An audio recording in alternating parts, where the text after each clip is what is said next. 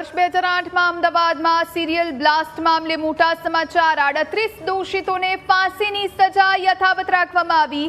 આ મામલે આજે નિર્ણય આવશે। સિરિયલ બ્લાસ્ટ મામલે ગુજરાત હાઈકોર્ટ ચુકાદો સંભળાવશે। 2008માં સિરિયલ બ્લાસ્ટ થયો હતો ત્યારે 38 દોષિતોને ફાંસીની સજા યથાવત। વર્ષ 2008માં આ બ્લાસ્ટમાં અનેક લોકો મોતને ભેટ્યા હતા ત્યારે હવે જે 38 દોષિતો હતા તેમને ફાંસીની સજા આપવામાં આવી હતી અને આ સજા હવે યથાવત રાખવામાં આવી છે। એટલે જે દોષિતો છે તમામ હવે ફાંસીના માંચડે લટકશે। સિરિયલ બોમ્બ બ્લાસ્ટ મુદ્દે હાઈકોર્ટમાં ડે ટુ ડે સુનાવણી અત્યાર સુધી થઈ રહી હતી ત્યારે 38 દોષિતોને 2022માં ફાંસીની સજા સંભળાવવામાં આવી હતી।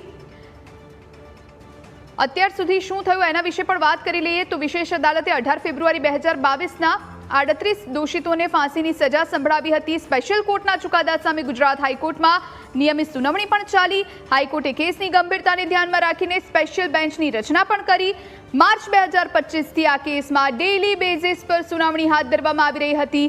કેસમાં અન્ય 11 દોષિતોને આજીવન કેદની સજા ફટકારવામાં આવી હતી। નીચલી અદાલતે આપેલી ફાંસીની સજાને હાઈકોર્ટ મંજૂર ન કરે ત્યાં સુધી તેનો અમલ ન થઈ શકે ત્યારે હવે હાઈકોર્ટે 38 દોષિતોની ફાંસીની સજા મંજૂર કરવાની જે અરજી હતી એ યથાવત રાખી છે। એટલે 38 દોષિતો કે જેને ફાંસીની સજા થશે। વર્ષ 2008માં અમદાવાદમાં સિરિયલ બ્લાસ્ટ કરવામાં આવ્યો હતો જેમાં અનેક લોકો અનેક નિર્દોષોના મોત થયા હતા અને જે 38 લોકો છે આમાં કસૂરવાર હતા તેમને પકડવામાં આવ્યા હતા અને આ દોષિતોને હવે ફાંસીના માંચડે લટકાવવામાં આવશે।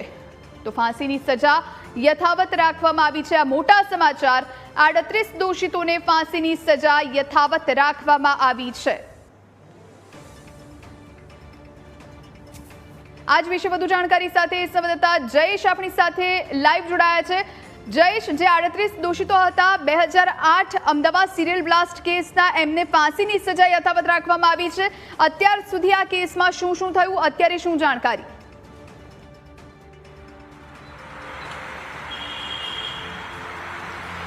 જુહી, જે પ્રકારે વર્ષ 2008ની 26 જુલાઈના રોજ સાંજે 6:30 વાગ્યા બાદ અમદાવાદમાં એક બાદ એક સિરિયલ બ્લાસ્ટ થયા હતા ને તેમાં 55 લોકો છે તેઓ મૃત્યુ પામ્યા હતા અને તેની સાથે 200 જેટલા લોકો છે તે ઇજાગ્રસ્ત થયા હતા અને આ કેસમાં ટ્રાયલના અંતે 13 વર્ષે છે તે વિશેષ અદાલત દ્વારા જે 38 આરોપીઓ છે તેમને ફાંસીની સજા આપવામાં આવી હતી ને ત્યારબાદ 11 જે અન્ય આરોપીઓ હતા તેમને આજીવન કેદની સજા ફટકારવામાં આવી હતી અને તે સજા ફટકાર્યા બાદ રાજ્ય સરકાર દ્વારા એક પ્રોસેસ જે CRPCના નિયમ અંતર્ગત કરવાની હોય છે તેમાં જે ફાંસીની સજા વિશેષ અદાલતે કરી હોય છે તેની મંજૂરી છે તે હાઈકોર્ટ પાસે ફાંસીની સજામાં લેવી પડતી હોય છે અને એ જ પ્રોસેસ ગુજરાત હાઈકોર્ટ દ્વારા કરવામાં આવી હતી। ગુજરાત હાઈકોર્ટમાં છે તે રાજ્ય સરકારે આ તમામ 38 આરોપીઓને ફાંસીની સજા માટે અરજી છે તે કરી હતી ને ત્યારે આજે આ મામલે ચુકાદો છે તે ગુજરાત હાઈકોર્ટ દ્વારા આપવામાં આવ્યો છે અને જે નીચલી કોર્ટનો હુકમ હતો તેને યથાવત રાખવામાં આવ્યો છે। એટલે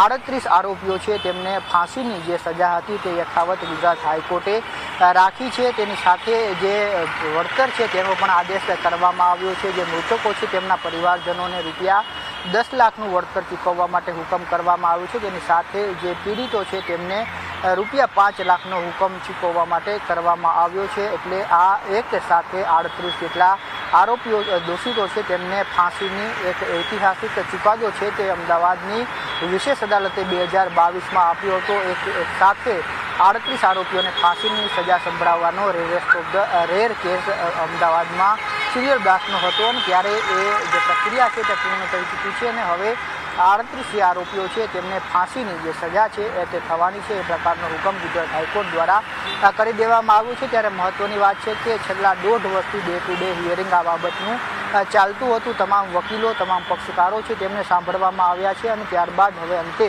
આજે ગુજરાત હાઈકોર્ટ દ્વારા આ ચુકાદો આપવામાં આવ્યો છે જેમાં નીચલી કોર્ટનો જે હુકમ હતો 38 આરોપીઓને ફાંસીની સજા અને 11 આરોપીઓ છે તેમને આજીવન કેદની સજા છે તે હાઈકોર્ટ દ્વારા યથાવત રાખવામાં આવી છે। જી બિલકુલ, જે સુનાવણી થઈ જઈ છે એમાં હાઈકોર્ટે શું કહ્યું એ પણ આપની પાસેથી સમજવું છે।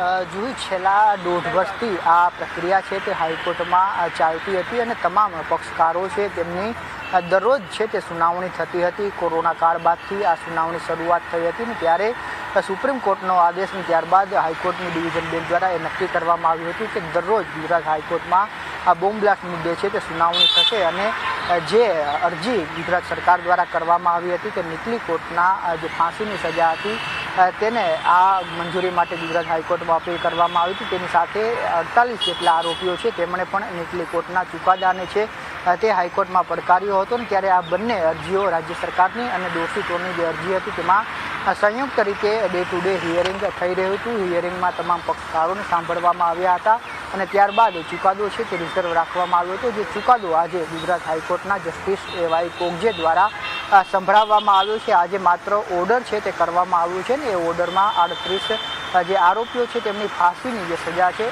તે યથાવત રાખવામાં આવી છે. તેની સાથે 11 જે દોષિતો હતા તેમને આજીવન જે કારાવાસ છે તે સજા યથાવત રાખવામાં આવી છે. તેની સાથે 5 લાખનું વળતર જે ઇજાગ્રસ્તો છે તેમના આપવાનું છે ને તેની સાથે જે મૃત્યુ પામ્યા છે 55 જેટલા લોકો તેમને પર પર્સન 10-10 લાખ રૂપિયા ચૂકવવા માટે આદેશ અત્યારે કરી દેવામાં આવ્યો છે. અત્યારે આદેશ હાઈકોર્ટ દ્વારા કરવામાં આવ્યો છે. હજુ પણ વિગતવાર જે બાબતો છે તે ઓર્ડરમાં સામે આવશે, પરંતુ અત્યારે સૌથી મોટા સમાચાર એ છે કે એક સાથે 38 આરોપીઓને ફાંસીની જે સજા 2022માં અમદાવાદની વિશેષ અદાલતે સંભળાવી હતી તે એટલા માટે ઐતિહાસિક હતી કારણ કે એક સાથે આટલી મોટી સંખ્યામાં જે દોષિતોને ફાંસીની સજા થઈ હોય તો એવો એકમાત્ર કેસ આ અમદાવાદ સિરિયલ બ્લાસ્ટ હતો અને ત્યારે હવે ગુજરાત હાઈકોર્ટે પણ જે નીચલી કોર્ટનો ચુકાદો છે તેને યથાવત રાખ્યો છે.